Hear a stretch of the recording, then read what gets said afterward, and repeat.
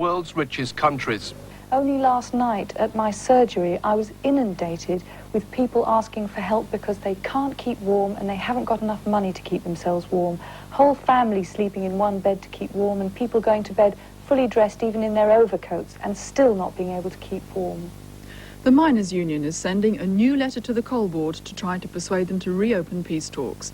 And after the collapse of yesterday's negotiations, the Conciliation Service ACAS has agreed to make another approach to the board to try and get negotiations started.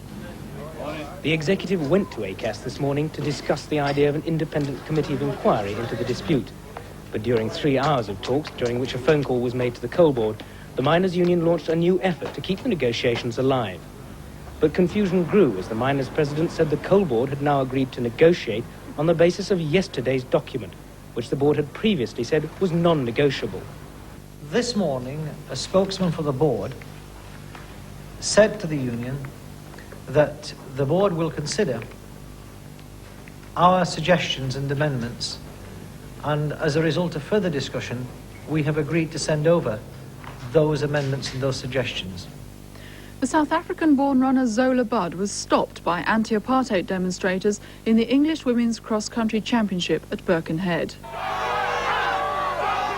There was a demonstration against Miss Budd before the race started, though she had many supporters at the course too. After the incident, which came when Miss Budd was lying second, she was comforted by race officials and then taken for medical checks. And there'll be a full roundup of today's sport, plus the other news at 10:15. I hope you can join us then.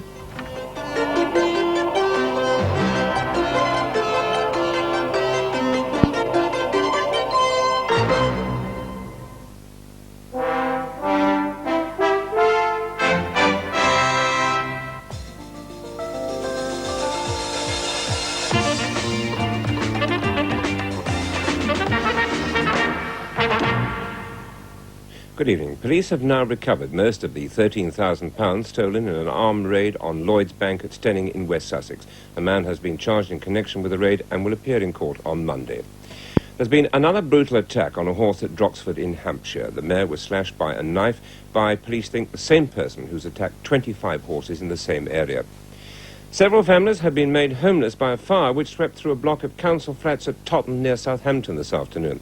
It took firemen more than an hour to bring the blaze under control. Several flats on 2 floors were badly damaged. All the residents were evacuated. A motorist is still being questioned by police at Basingstoke in connection with a hit-and-run accident in which a man died while walking home. Minutes earlier, police nearby had stopped a motorist, but he drove off.